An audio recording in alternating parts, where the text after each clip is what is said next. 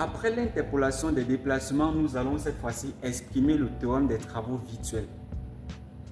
Et donc, une fois le théorème sera exprimé, nous allons le simplifier à partir des données de notre problème et ensuite le discrétiser. Donc là, nous sommes à 6, 5 autant pour moi. Théorème des travaux virtuels.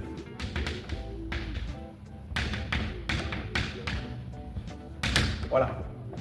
Pour le théorème des travaux virtuels, je rappelle, on a W intérieur plus W extérieur va être égal à 0. Le travail des efforts intérieurs plus le travail des efforts extérieurs égal à 0. Le travail des efforts intérieurs est égal à l'intégrale moins l'intégrale sur le volume de la barre. On va appeler B. Bon, on va appeler barre sur le volume de la barre de delta epsilon fois sigma dV. Je rappelle qu'ici on travaille en indé. Ici on a affaire à une traction pure. Donc on a une simplification ou l'hypothèse d'une dimension, de travailler en indé. Ce qui fait qu'en indé, delta epsilon est tout simplement égal à delta epsilon de xx pour notre cas et sigma égal à sigma xx avec le sigma xx étant bien sûr égal à E epsilon xx. Donc là, nous travaillons en dimension 1. Et ici, bien sûr, notre module d'ion est constant. C'est ce qui a été donné. On a une barre en acier de module d'ion E qui est constant avec une section également constante. Il peut y avoir des cas où on a plutôt des propriétés qui varient. Dans le cas, par exemple, des composites, c'est pas forcément, on n'a pas forcément un module d'élasticité constant. Mais pour notre cas, il est constant pour simplifier les calculs. Et du coup, on aura donc W, les efforts intérieurs, qui sera égal à moins l'intégrale sur la barre de delta epsilon xx multiplié par E par epsilon xx dV.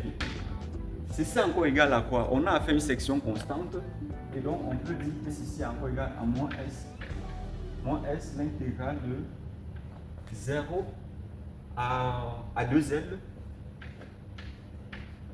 de delta epsilon xx de epsilon xx dx. Donc voilà le travail des efforts intérieurs. On fait de même pour les efforts extérieurs. Pour les efforts extérieurs, ici on va faire le choix d'un déplacement virtuel delta U. Ça c'est ce qui s'est exprimé pour tout delta U. Delta U est un déplacement virtuel. Et donc nous allons faire le choix ici d'un déplacement virtuel cinématiquement admissible. Ce qui suppose que ce déplacement va vérifier les conditions limites en termes de déplacement. Et ici, comme condition limite, on a bien sûr un encastrement. Donc on a un encastrement à ce point. Et donc, delta U devra être nul en ce point. Ce qui fait qu'on va annuler le travail, tout simplement, le travail virtuel des résistances, tout simplement des efforts de liaison qui vont provenir tout simplement de cet encastrement-là. Et donc, on aura W des efforts extérieurs qui, de façon générale, égale à l'intégrale des forces volumiques, delta U, dV, plus l'intégrale, ça c'est sur la barre, l'intégrale sur la frontière de la barre où s'appliquent les forces de pression. De ces forces de pression là, delta U ds plus l'intégrale sur la frontière de la barre où se trouve, où on a imposé un déplacement de la réaction delta U ds. Or, comme j'ai dit, on prend un champ cinématiquement admissible, donc ceci est égal à 0. Et donc par la suite, il nous reste ce terme-ci qui est non nul. Et donc on va essayer donc de simplifier. Puisqu'on a fait une section constante, déjà celui-ci nous donne l'intégrale de 0 à 2L de rho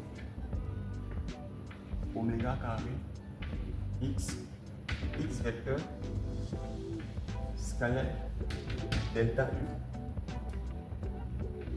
u dx.